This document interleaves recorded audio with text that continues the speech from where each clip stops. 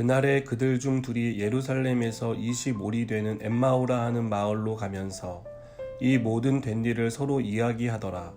그들이 서로 이야기하며 문의할 때에 예수께서 가까이 이르러 그들과 동행하시나 그들의 눈이 가리어져서 그인 줄 알아보지 못하거늘 예수께서 이르시되 너희가 길 가면서 서로 주고받고 하는 이야기가 무엇이냐 하시니 두 사람이 슬픈 빛을 띠고 머물러 서더라.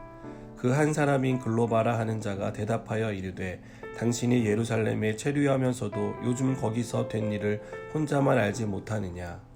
이르시되 무슨 일이냐. 이르되 나사렛 예수의 일이니 그는 하나님과 모든 백성 앞에서 말과 일에 능하신 선지자이거늘 우리 대제사장들과 관리들이 사형 판결에 넘겨주어 십자가에 못 박았느니라. 우리는 이 사람이 이스라엘을 속량할 자라고 바랐노라. 이뿐 아니라 이 일이 일어난 지가 사흘째요. 또한 우리 중에 어떤 여자들이 우리로 놀라게 하였으니 이는 그들이 새벽에 무덤에 갔다가 그의 시체는 보지 못하고 와서 그가 살아나셨다 하는 천사들의 나타남을 보았다 함이라.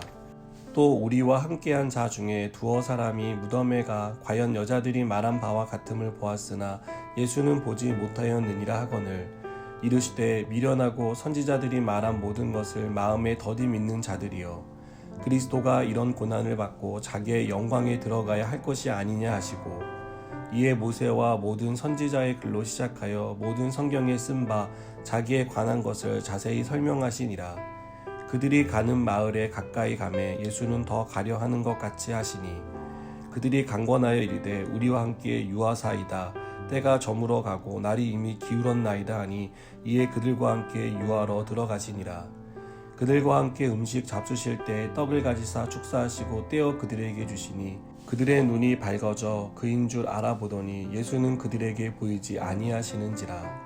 그들이 서로 말하되 길에서 우리에게 말씀하시고 우리에게 성경을 풀어주실 때에 우리 속에서 마음이 뜨겁지 아니하더냐 하고 곧 그때로 일어나 예루살렘에 돌아가 보니 11 제자 및 그들과 함께한 자들이 모여 있어 말하기를 주께서 과연 살아나시고 시몬에게 보이셨다 하는지라.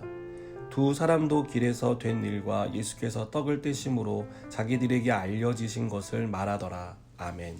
세상에는 크게 두 종류의 시각장애인이 있다고 생각합니다.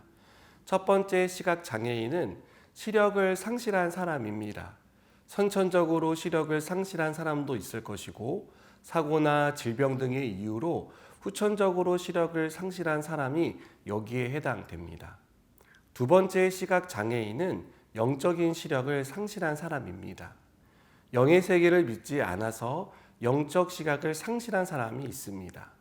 또 믿기는 하지만 슬픔과 근심, 걱정과 염려, 두려움 등의 이유로 후천적으로 영적인 시각을 상실한 사람이 여기에 해당된다고 생각합니다. 예수님의 제자들은 주님과 함께 있을 때 주는 그리스도시요 살아계신 하나님의 아들입니다 라고 고백을 하며 예수님이 누구신지 알고 있었습니다. 그러나 예수님이 십자가에서 죽으신 후 제자들의 영적인 시각은 멀어지거나 상실되고 말았습니다. 이들은 봐야 할 것을 보지 못했습니다. 보고도 깨닫지 못하는 무지하고 우둔한 모습을 우리에게 보여줍니다.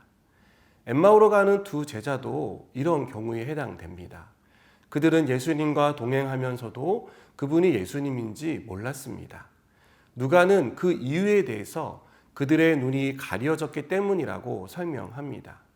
시력을 상실한 것이 아니라 영적 시각이 가려졌다는 것을 말하고 있습니다.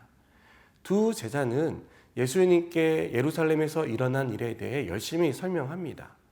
그리고 예수님이 부활하셨다는 소문을 들었다고 말하기도 합니다. 하지만 두 사람은 이 소문을 들었을 뿐 예수님이 정말 부활하셨다는 사실에 대해서는 믿지 못했습니다.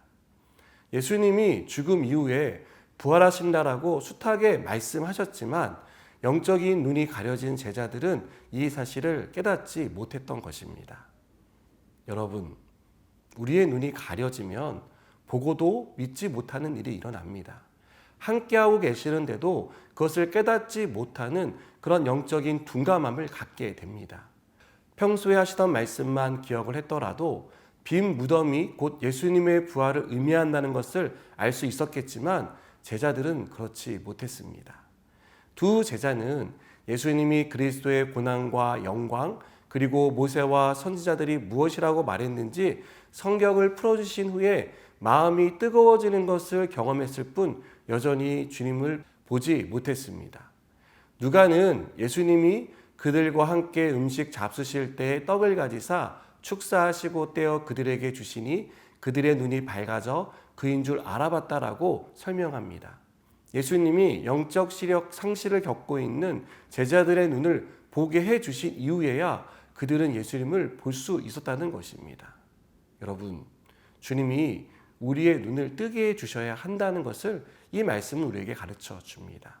보아도 보지 못하고 보고도 깨닫지 못하는 미련하고 우둔한 우리의 눈을 주님이 뜨게 해주셔야 우리는 비로소 똑바로 볼 수 있고 모든 삶의 순간에 함께 하시는 하나님을 깨달아 알 수 있습니다.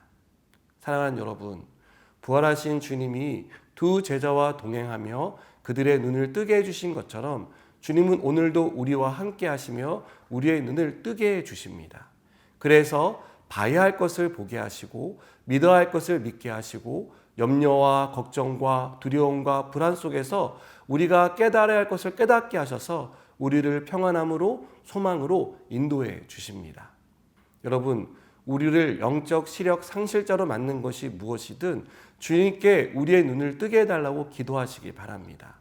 그래서 봐야 할 것을 보고 깨달아야 할 것을 깨닫는 지혜를 구하는, 그리고 주님을 분명히 볼 수 있는 저 여러분이 되기를 주님의 이름으로 축복합니다. 기도하시겠습니다. 하나님, 가려진 우리의 눈을 뜨게 하여 주시옵소서.